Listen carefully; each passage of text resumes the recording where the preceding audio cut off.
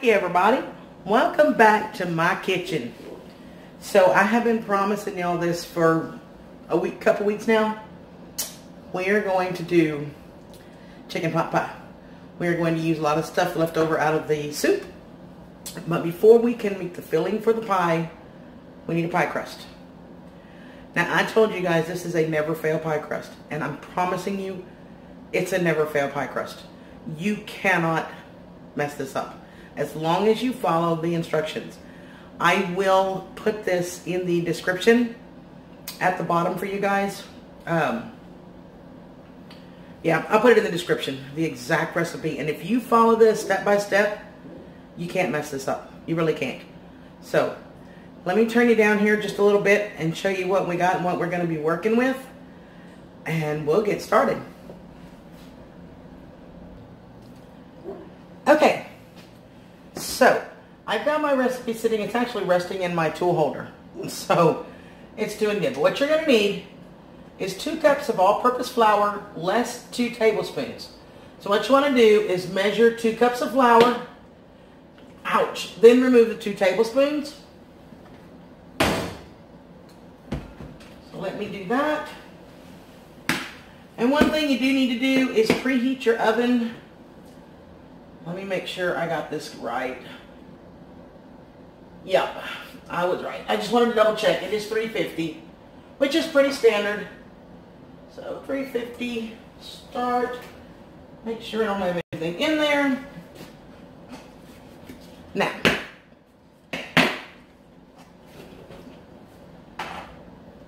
so I have an actual 2-cup measure, which I love. So you're going to scoop a bunch out. Let me show y'all in case you're not sure how the measuring goes. Scoop a bunch out. I want to push it backward to fill in the cavity right there. Then using the back of a knife, slice it across. Okay?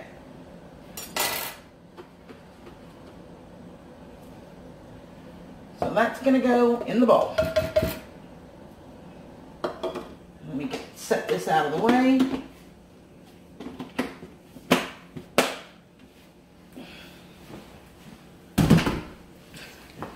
Now it says minus 2 tablespoons. So I have a tablespoon. I have a little bowl here to put it in. You're going to do it exactly the same way. Scoop it up. Use a knife.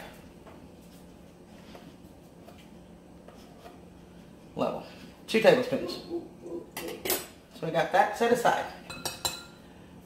Then it calls for 3/4 teaspoon of salt, which I have right here. Yes, I measured it, 3/4 of a teaspoon. Okay. And you're going to take a whisk.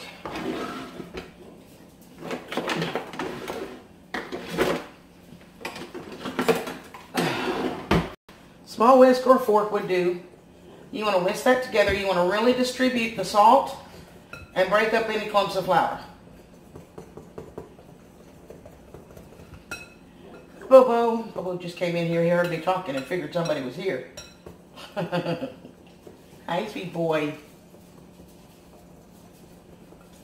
Now, this is supposed to be measured in a glass cup, and the reason they tell you in a glass cup is because I'm going to put oil in here, and the oil may stick to the plastic, but I cannot find my glass measuring cup to save my life. I don't know what I did with it. So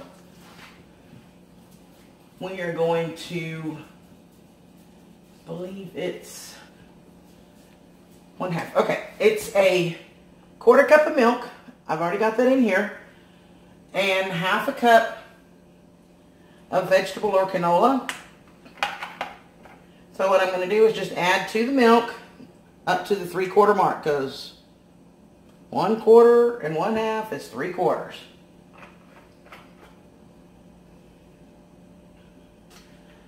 And then you need an additional, I think it's one tablespoon. So So we got that in there. And you're going to combine it well with a whisk or a fork.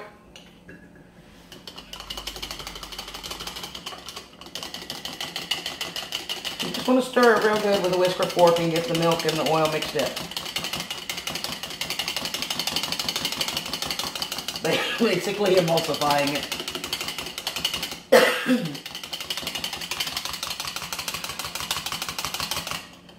Now what you're going to want to do, make a little well in the center of your flour.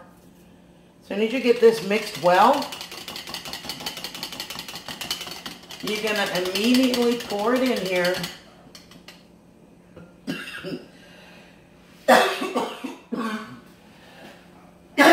I'm sorry, you guys. Not sure what got me. I am going to start with a whisk and start mixing this in. Oops. Now that you can see it's starting to get kind of thick, I'm going to clean out my whisk. There it goes. This makes a dough super fast, which is another thing I love about this. If you work with a classic dough, you have to wait for it to chill.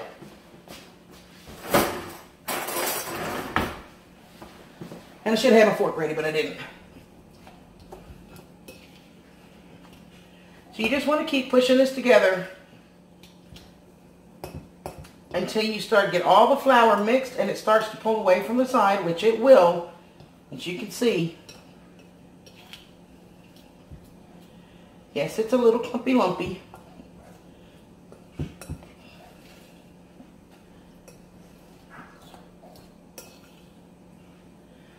Now, at this point, I'm going to switch to my hands because I want to just keep this ready to start to form a ball. If it seems a little dry, which this is actually pretty good. I mean, it's sticking, right? But if it seems a little dry to you, and you think it needs a little moisture, you can add a little bit more oil. A little bit left in the spoon right there. We'll just throw it in there.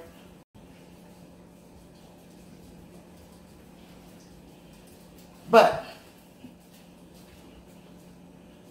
so I'm going to start to move this into a ball, picking up all the little pieces off the bottom.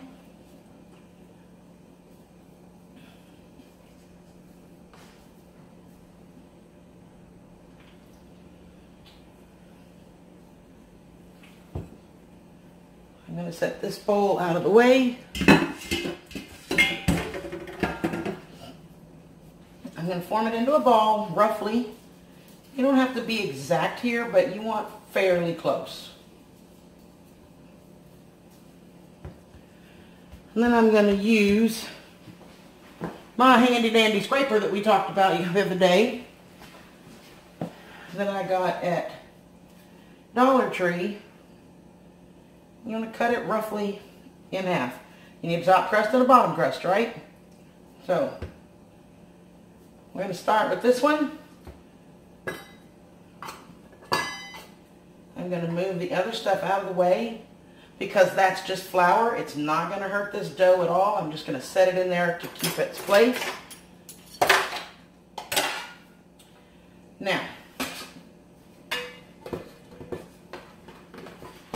here's where the fun starts. Now, the recipe is going to tell you to do this with wax paper. I, for some reason, am out of wax paper and I did not realize it. But I do have non-stick parchment, so that's what I'm going to use. And you want about 15 inches.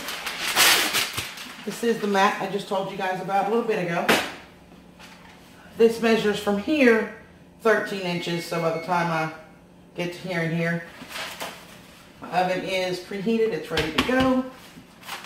One thing I love about the silicone, you guys, is it sticks. I mean, it's not going to go anywhere. So you need parchment or wax paper. So I'm going to read it to you as it says it here, okay? It says, roll 1/2 into a ball and flatten it slightly. Place the flattened round between two 15-inch lengths of waxed paper. Now, again, like we talked about, I don't have wax paper, but I do have nonstick parchment. So, and basically, you just need enough to cover this so that even as you roll it out. Now, I have a 9-inch pie pan.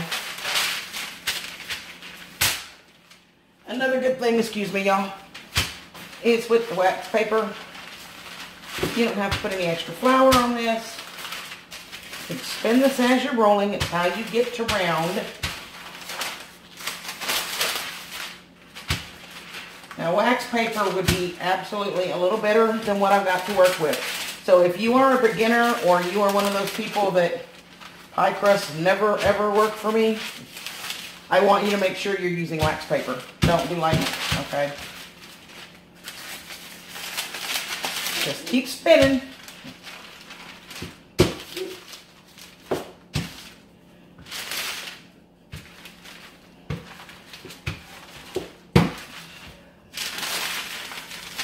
Now I have a guide underneath of here,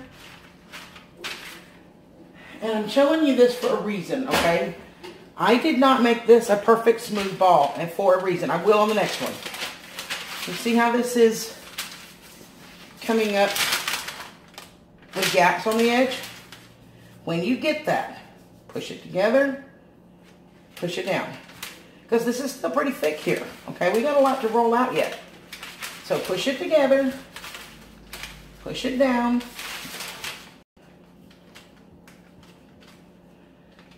And this is how you fix this kind of stuff.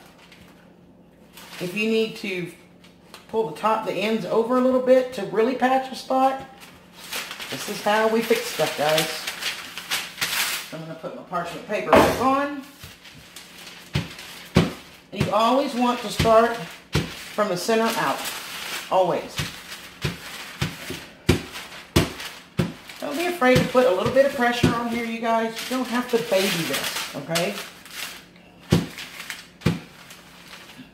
If you see it getting a little off in one area, it's not quite round or it's too thin here,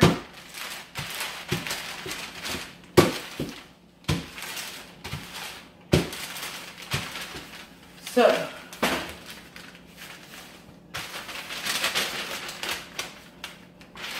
pretty close. Now, I have a 9-inch pie pan. So I'm going to put it in here. I'm not quite to my edges yet. Okay, so I'm going to keep going. And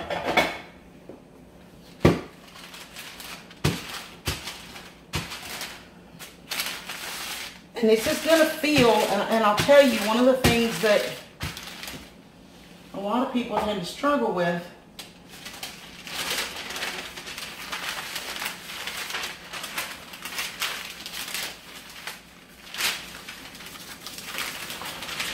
and yes, I just messed up my pie shell. Here's the great thing. When I told y'all, this is never fail. If you mess up like I did, and that was my own dang fault,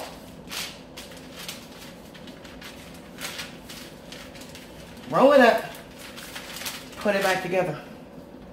One of the great things about this pie crust is it's so easy to work with.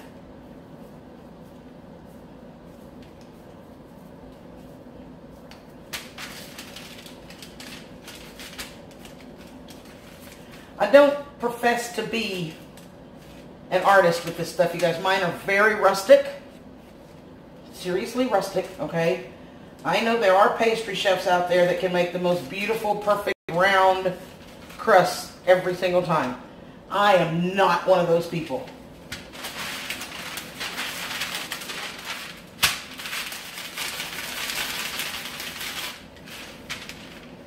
So, and like I said, the wax paper would definitely make this a little easier on me.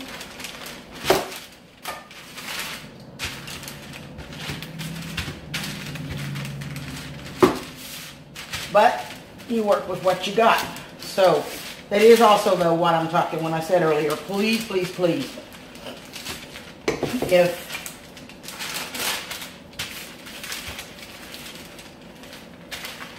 if you really struggle with pie crust and you're wanting this never fail to be your godsend, please make sure you're using wax paper. Don't do what I'm doing, because it definitely makes a difference.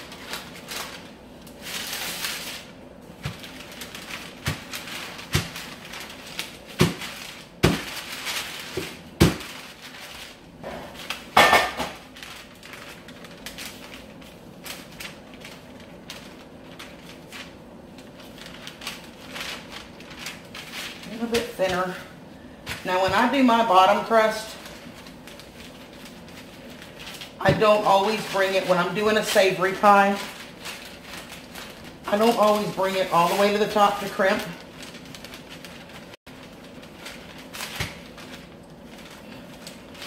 That's just my preference. If you want that, I would suggest with this recipe that you do an 8-inch pie pan rather than the 9-inch that I have, because you'll get a better stretch to this. You can easily adjust this, and there are instructions for that on the bottom of this recipe. It tells you how much more to do to make a 10-inch or a 12-inch.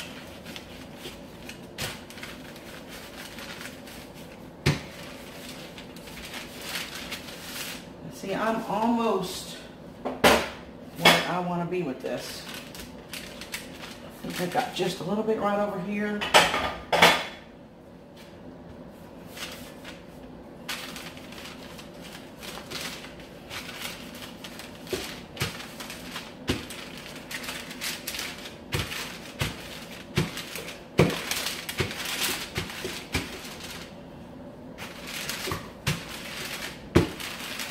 And again, you guys, my crusts are very rustic, but I like them that way.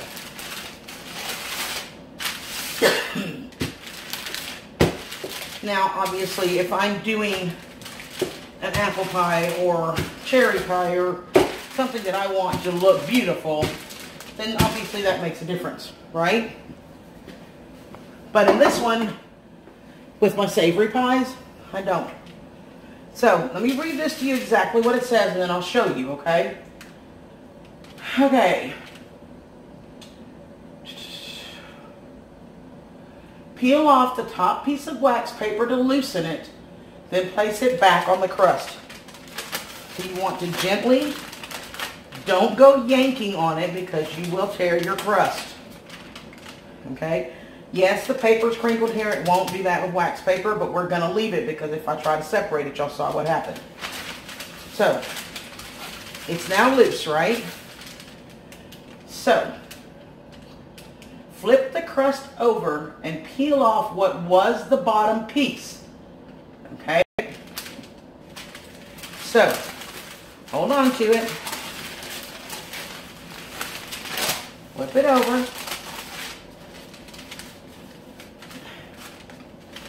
This is where you have to be careful because of the crinkled paper.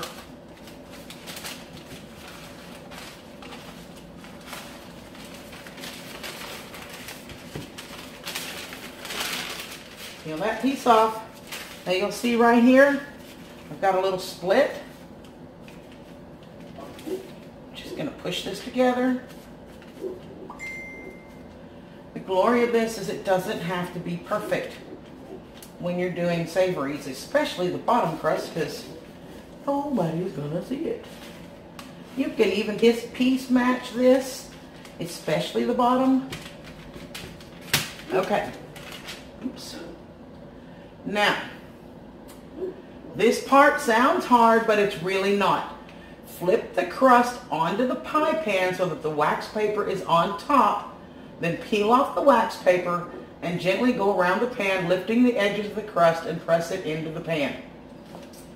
It sounds harder than it is.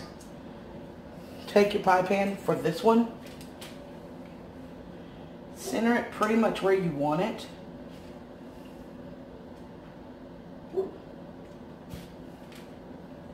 Hold your paper like this. Lift up gently. Flip the pan. Gently peel off the paper. Be careful. You don't want to tear this any more than it already is going to tear. Again, if you want to make this perfect, make this batch one whole crust rather than splitting it into two like I'm doing. Okay? And again, I just like on my pot pies, I just like a crust on the bottom. I don't necessarily need a really thick crust on top. So I'm going to lift up these edges, push them down into the corners. You can peel a little bit of this off and fill in. This is just my preference, but seriously, if you want this whole thing and you want it to be a thing of beauty, then this recipe would only make one 9-inch crust for you. Okay? Seriously. Because then you'll have a thick enough crust to be able to roll it out and do what you're wanting. I just want this to give me a good bottom.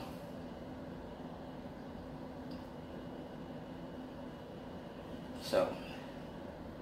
And again, nobody's going to see this part. Remember that. Nobody's going to see the bottom. It's going to be cooked and baked under stuff. That's the glory of this pie crust. I'm telling y'all. And again, my top crust is going to be the same way, you guys, because I like rustic. I just do. So, that is pretty much good for me. Okay, so let's recap, okay?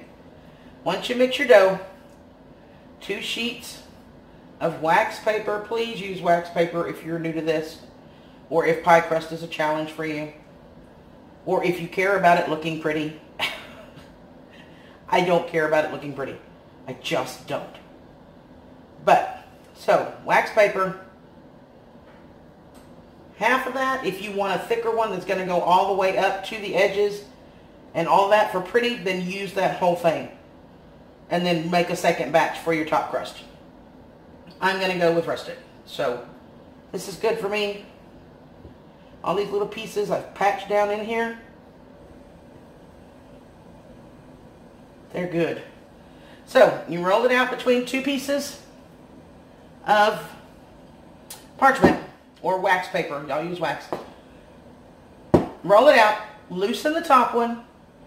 Flip it over. Set your pie pan on top.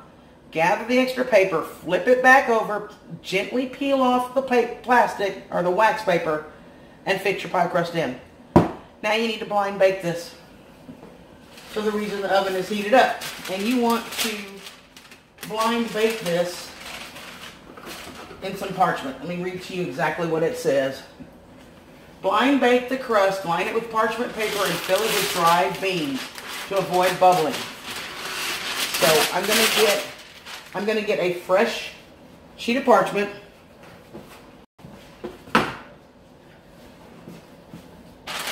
Okay? And I will tell you, whatever beans that you use for this, it doesn't matter what kind of bean it is. Just a dried bean. You can even buy marbles that are specifically for this, ceramics. But whatever you do, make sure you push it all the way to the edges. Okay? And whatever beans you use in here, when these come out of here, they're going to go in a plastic Ziploc. And in the marker, it's going to say blind bake beans. That is the only thing you will ever use these for. Do not try to cook these beans afterward. It will not work, okay? So,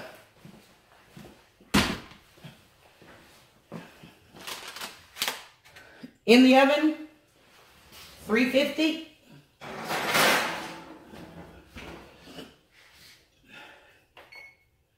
$10 minutes.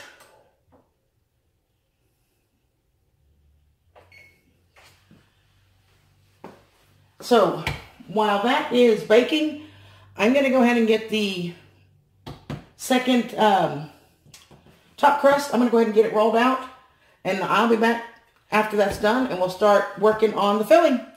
See y'all in a few. Welcome back. So this is out. I'm going to point you down so I can show you this. But before I do that, why do we blind bake? The reason you want to blind bake is because I'm going to be putting liquid in here. If you don't blind bake this, then you're going to get a soggy bottom. And trust me, nobody likes a soggy bottom. Nobody. Okay? You want your pie crust to hold, and you want it to hold all the liquid in and not split. This is why you need to blind bake this. So let me show you this real quick. I'm going to tilt you down.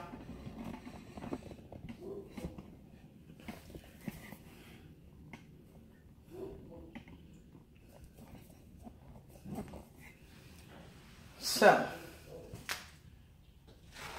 let me move my mat out of the way.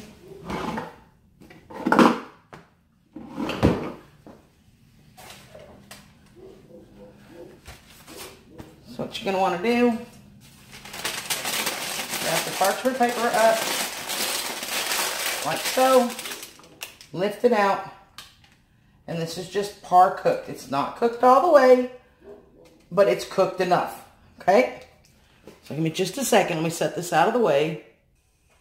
Okay, so this is that. I'm going to set it aside. The top crust is done. I will be back in a minute. I'm going to shoot the filling and all that as a separate video because otherwise this will be way too long. So when I go to put the top crust on top of the pot pie, I will show you what it looks like, okay? So for now, hang tight. I'll be back to show you the finished top crust on there, and then you'll know how to make a never fail pie crust. So I'll be back. Okay guys, here is the top crust on. It is ready to go in the oven. You can see, maybe a little closer, I messed up a little bit right here. This was my fault. When I went to flip this onto the top, I did not have it centered. I was off and I had to kind of work it back over. So I kind of broke this edge. That's my fault, not yours. So make sure when you do this that you've got it centered better than I did. So let me turn this up so you can see me again.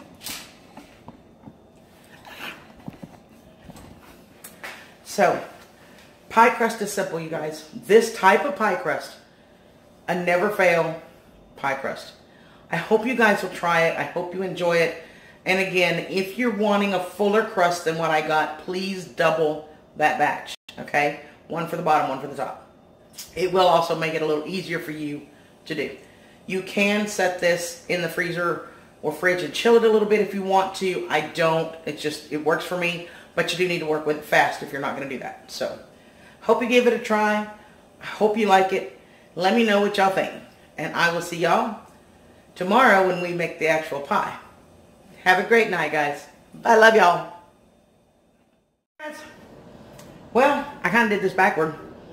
And I shot the ending to the pie before I shot the ending to the crust.